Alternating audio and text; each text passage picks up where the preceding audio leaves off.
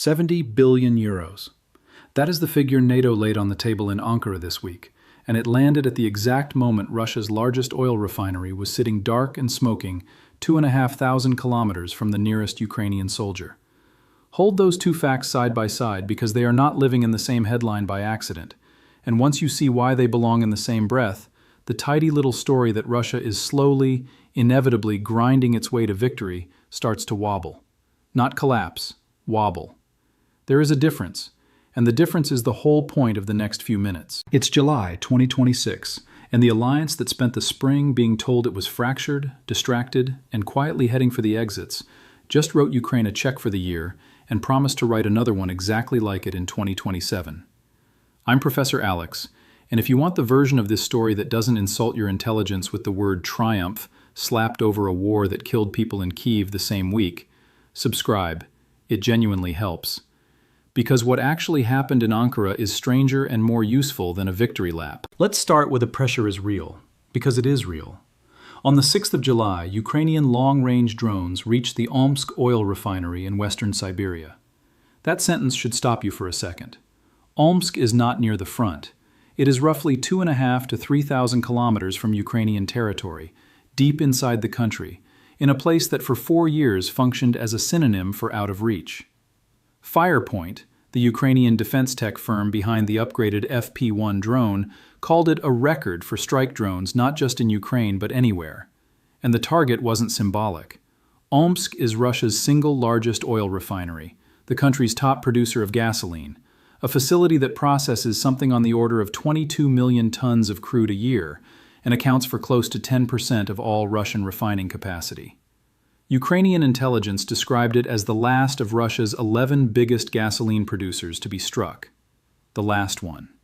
Meaning the other 10 were already on the list. By the next morning, industry sources were telling Reuters that Omsk had halted operations.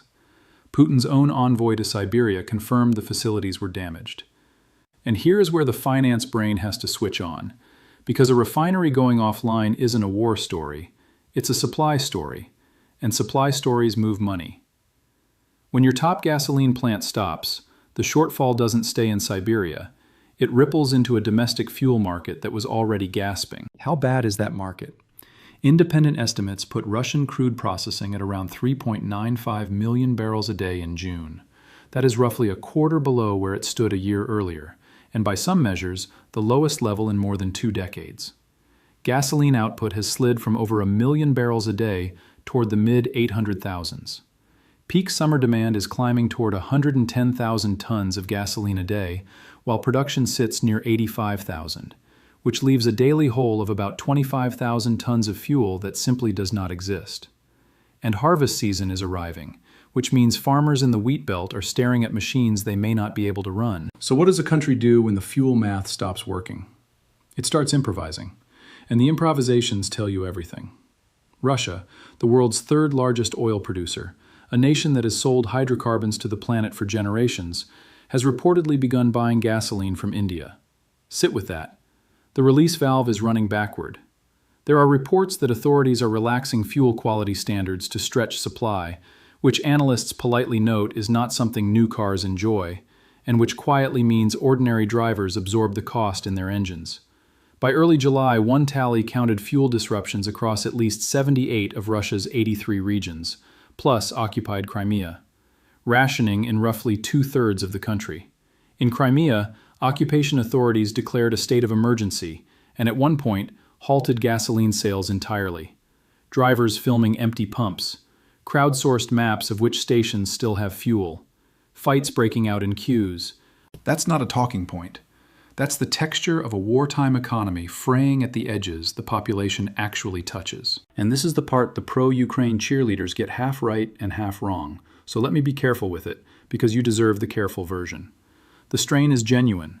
What it is not, at least not on any evidence anyone can point to, is a regime on the verge of falling. There is no verified coup, no assassination plot, no palace collapse waiting in the wings. Anyone selling you that is selling you a feeling. Putin went on state television and called the shortages, and I'm paraphrasing his framing, not something he'd describe as a crisis, certainly not fatal, certainly under control. He insists the war continues until his aims are met, and those aims still include Ukraine handing over the Donbass. A man on his knees does not set terms, so put the knockout fantasy down. What we're looking at is something slower and honestly more consequential than a coup, an economy being asked to do two incompatible things at once, and starting to buckle where those two things collide. Here's the collision. For 4 years, Putin had a genuinely strong rebuttal to everyone who predicted sanctions would break Russia. Growth stayed positive, unemployment fell, wages climbed. He waved those numbers at the West like a receipt. But that model, analysts call it military Keynesianism, the state spending its way through the war by pouring money into weapons and into the households the war disrupted, runs on one thing above all others. It runs on energy revenue. And energy revenue is exactly what Ukraine has spent 2026 setting on fire. A Financial Times analysis counted Ukrainian drones hitting Russian refineries at least 194 times in the first half of this year, with a record monthly pace in the spring. This isn't a lucky shot at Omsk. It's a campaign, deliberate and patient, aimed squarely at the artery. Yaroslavl. The Baltic export terminals at Ust-Luga and Vysotsk, petroleum storage in Crimea, with Sevastopol going dark. Refinery after refinery, restart, hit again, restart, hit again.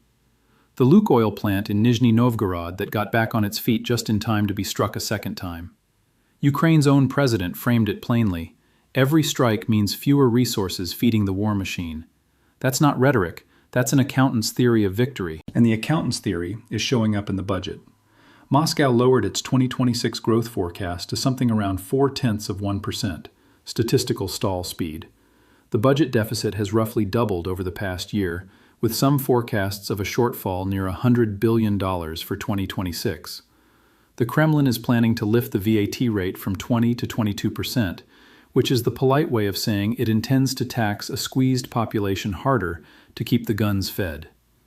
Putin has reportedly been going to oligarchs, hat in hand, asking for donations to the budget. A think tank at CSIS described the trajectory in blunt terms, an economic, political, and military abyss, and noted that after more than 4 years, the well of fiscal reserves is running dry. Now, a curveball, because this is where the U.S. economy quietly enters the story. For a stretch earlier this year, oil prices spiked. The war between the U.S., Israel, and Iran did what Middle East conflicts do to crude, and for a few months, Russia caught a break. Higher prices on every barrel it could still sneak out through the shadow fleet meant more revenue to paper over the deficit. That window has closed. Oil prices have normalized, come back down as that conflict cooled and demand softened. So the one lifeline that was patching Russia's budget hole is gone, right as the refinery campaign peaks. Timing, in war and in markets, is everything, and the timing just turned against Moscow. That is the pressure. That is what's real. Now walk with me to Ankara, because this is where the story the title wants to tell and the story that actually happened start to diverge, and the gap between them is where the interesting money lives. The 32 members of NATO met in the Turkish capital on the 7th and 8th of July, and on paper, from Kyiv's chair, it went about as well as it could have gone. 70 billion euros pledged for Ukraine in 2026, that's about $80 billion, in equipment, assistance, and training, with allies committing to hold at least that level in 2027. More than $50 billion in fresh procurement announced at the Defense Industry Forum, weighted toward the things this war has proven you cannot win without. Deep precision strike, integrated air and missile defense, drones. A 27 billion euro plan to modernize the alliance's own fuel storage and distribution, pipelines pushed toward the eastern flank.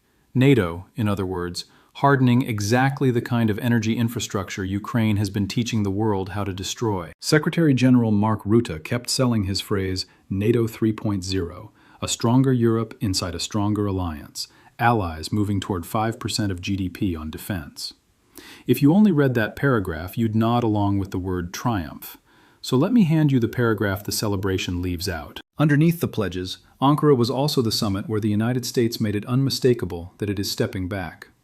The Pentagon has an active force posture review running, and senior officials said plainly, on the record, to reporters, that it very well may lead to reducing American forces stationed across Europe. Their word for it was burden shifting. The whole architecture of the summit, Rutte's NATO 3.0 included, is built around a future where Europe carries more and the US carries less. An alliance, in Rutte's own framing, less dependent on Washington even as Washington stays rooted in it. And that $70 billion for Ukraine? European allies and Canada now finance the vast majority of it. The check is real. It's just increasingly a European check. So the honest read isn't that NATO rallied to crush Putin. It's that Europe agreed to keep funding Ukraine's war largely on its own dime, while America recalibrates how much of the continent's defense it wants to keep underwriting. That's a serious commitment. It is not the same movie as the one the thumbnail is selling. Then there's Trump. And the Trump thread cuts against the triumph story from a different direction entirely. He spent the weekend before Ankara on the phone, separate calls with Putin, separate calls with Zelensky, and came out saying a resolution was, in his words, getting closer than people realize. On the summit sidelines, standing next to Zelensky, he said the U.S. would show Ukraine how to produce Patriot missile systems, which, if it materializes, is a genuinely meaningful shift toward Ukraine building its own air defense instead of forever waiting in line for someone else's. But read the whole posture. A president openly optimistic about a deal, working the Kremlin directly, is not a president trying to bring Putin to his knees. He's a president trying to get both sides to a table. Those are different projects, and they can pull in opposite directions. Which brings us to the coldest fact of the week, the one that should keep the word triumph out of your mouth. While the leaders were pledging and posing for the family photo, Russia was still hitting Kyiv. Missile strikes during the summit killed civilians in the Ukrainian capital, wounded more, put a teenager in the hospital. And Ukraine's Air Force couldn't stop the recent launches. That's the vulnerability nobody in Ankara could paper over with a number. Zelensky's entire advocacy blitz, and he ran one, meeting everyone he could, came down to a single, desperate ask: more air defense, more Patriot interceptors. Because the thing that is killing his people is the thing his country cannot yet reliably shoot down. Analysts called it Ukraine's Achilles heel, and they use that phrase for a reason. A country enjoying a triumph does not spend its triumph begging for the ability to survive the night. So sit in the contradiction with me, because the contradiction is the story. Ukraine can now reach Siberia and shut down Russia's biggest refinery. Ukraine cannot reliably protect its own capital from a Russian missile. Both are true, on the same week. That's not a paradox to resolve. That's the actual shape of this war in 2026. A conflict where offense has outrun defense on both sides, where each can reach deep into the other's heartland, and where the question is no longer who holds which village, but who runs out of the ability to keep doing this first. And on the ground, let's be honest about the ground. Russia is still moving forward, slowly, painfully, by some assessments as little as 50 to 90 meters a day, at a cost that CSIS put in the range of 450,000 Russian dead and well over 1 million wounded across the war, a pace of loss that may now be outrunning how fast Russia can recruit. Negligible gains for staggering prices. That's not victory either. That's 2 exhausted fighters in the 12th round, both still swinging, both bleeding, and the whole strategic question reduced to metabolism, whose economy, whose manpower, whose political patience gives out first. The Polish foreign minister put it as well as anyone. This war will likely end the way the First World War ended, with one side simply running out of the resources to carry on. And if that's the frame, and I think it's the honest frame, then Ankara and Omsk suddenly rhyme. Omsk is Ukraine attacking Russia's ability to keep paying for the war. Ankara is Ukraine's partners guaranteeing they'll keep paying for Ukraine's. It's a race to exhaustion, and this week both sides made a move in it. The drones made Russia's fuel more expensive to produce. The pledge made Ukraine's defense cheaper to sustain. Neither move ended anything. Both moves changed the odds at the margin, and wars of attrition are decided at the margin. Here's the piece I don't want you to miss, the thing under the thing. The most valuable number out of Ankara might not be the 70 billion.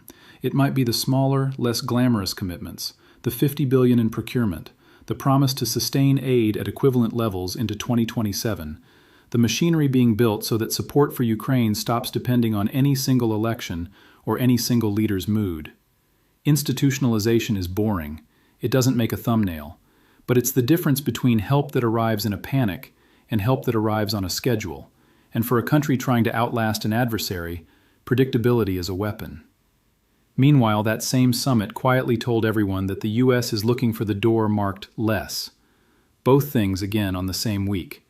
The alliance got more organized about Ukraine and less certain about itself, and it did both in the same room. So where does that leave the story you clicked on? The unexpected did happen in Ankara, in the sense that an alliance written off as fractured produced a coherent, funded, multi-year commitment that was not the outcome half the analysts predicted a month ago. But NATO did not bring Putin to his knees, and Ukraine did not win. What's true is quieter, and if you actually care about how this ends, more important. Russia's war economy is running low on the one fuel it can't tax or conscript its way out of: energy revenue. And Ukraine has figured out how to burn that fuel faster than Moscow can replace it, while its partners have agreed to keep it in the fight long enough to find out whether that math holds. That's not a triumph, that's a bet. A serious, well-funded, coldly rational bet that Russia hits empty first. The Kremlin is making the opposite bet, that the West's patience empties before Russia's reserves do, that a U.S. posture review becomes a U.S. withdrawal, that European checkbooks tire, that Ukraine's cities crack before Russia's refineries do. Both sides just went all in on their read of the other's breaking point, and the honest answer, the one no thumbnail will ever give you, is that nobody watching this, not in Ankara, not in Kyiv, not in Moscow, not here, actually knows yet whose reserves run out first. So let me leave you with the question I can't stop turning over. When a country can strike 3,000 kilometers into its enemy's heartland, but can't keep the lights on in its own capital, and its enemy can't fill its gas tanks but won't stop advancing, which one of them is actually winning? And would either of them tell you the truth if they knew? This is Professor Alex. I'll see you in the next one.